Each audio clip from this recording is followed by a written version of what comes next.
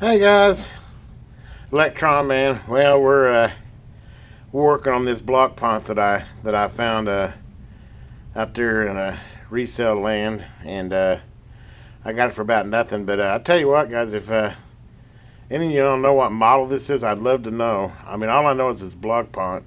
I've looked on the back, and it just has some German writing and a few numbers, but I have not been able to correspond it back to anything. I've Googled it and searched old antique radios, and I don't know, maybe I got one in a million. Maybe they only made one of these and it's worth $1 million. I doubt that, but it obviously is pretty rare because I have not found another one. But the only thing I know is it's a block pont console. As you can see, I got the doors open right now. It's got a Phillips turntable down there, and you got these doors that pop up like this, and then this. So then when you shut it all down, it kind of just looks like a little ottoman. As you can see now, actually I recorded this earlier, and then somehow I lost that part of the clip, so I wanted to go back and show you what the console unit looks like before I pull the unit out. Wasn't too bad to pull out. Took a little deciphering. I finally figured out there was a couple screws that went in from the bottom that held the chassis in, and I got the chassis pulled out. But anyway, hope you enjoy this series. We're gonna see what we can do with this old radio, and I don't know. They're so big. I don't know.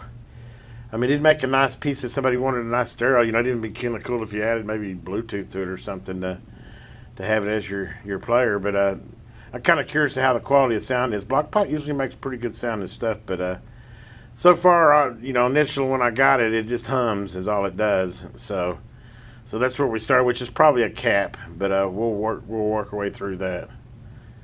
Anyway, let's go ahead and get this thing taken apart and see what we got going on. Okay, guys, there's the block pont unit pulled. A lot less than I thought there was going to be there. I was kind of surprised once I got it out. It's really not a very big unit at all, considering the size of the cabinet it's in. It's all solid state, as you can see. Doesn't have any old wax caps in it, so I mean, have to go through here. It doesn't look like it's got a whole lot of caps. It wouldn't be real bad to recap. I did notice this right off the bat. This is broke.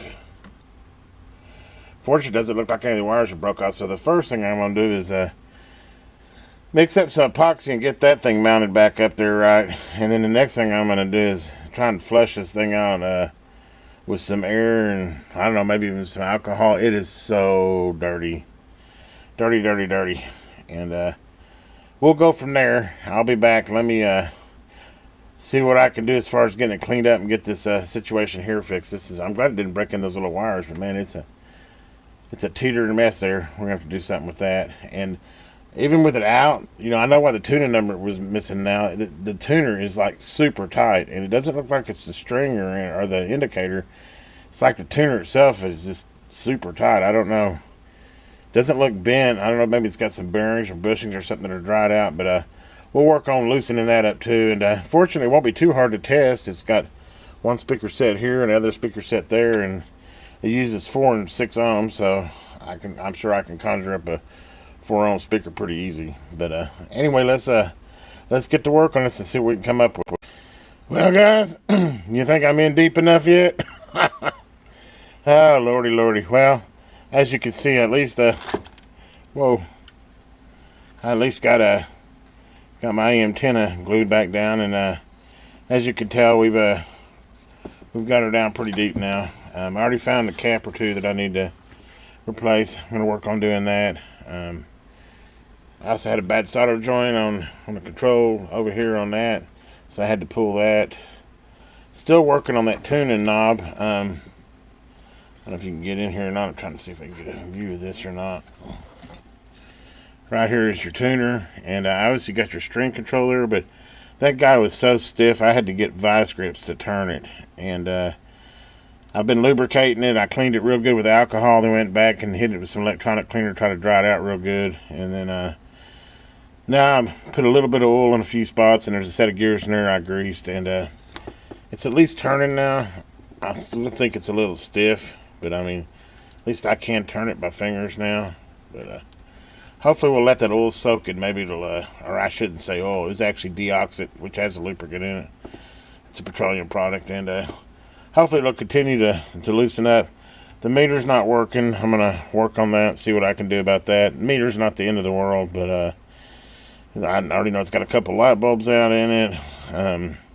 Yeah, this is turned into quite the little project. I don't even know if that old console's worth all this, but hey, it's keeping me entertained, and it's out here in the evening, and I love doing this stuff anyway. I'm already injecting some signals and checking this and that, and we'll see what we end up with. You know, I don't know. At this point, it's a dice roll. Will I even get this whole thing back together? Lordy, lordy, did I tear it apart or not? Anyway, hey, you got to get it apart to fix it, right? Kind of funny how they did this right here. It's just a string and kind of hooks on there, but gives me an opportunity to clean everything as well. Well, we'll see. We'll get her back together and see if we have a really cool Blaupunkt console radio, or if we just have a big old chunk of wood and and nothing else. But anyway, I'll say this is part one. And please, guys out there, if any of you have any idea what model this is, man, I'd love to know. I'm not finding any model numbers even on the inside, and half of it's written in German. And I'd really like to know what model this is. I'd love to get a service manual, because the alignment's going to be a pain. I mean, a few things I can do, but I really need an alignment procedure to do a full alignment on it, which I'd like to do. But you got to know what it is first, and I have yet to find out what actual model this thing is. Obviously, it's all solid state. It's Japanese made, and or German made, I should say, not Japanese, German made. It's just got a 321840 serial number on it, and that's the only number I've really found on it. Interesting piece of work. Pretty high-end capacitors and everything in here. I mean, it's definitely Blaupunkt quality. I'm not complaining about any of that. And as you can see, I've got it. You couldn't even read the resistor colors when I first started with this. News to say, I've really done a lot of cleaning to it already. But anyway, like I said, if any of y'all got any idea what model number this would possibly be, I'd love to know. Okay, well, have a great day out there. If you haven't already, please subscribe to the channel and thumbs up. So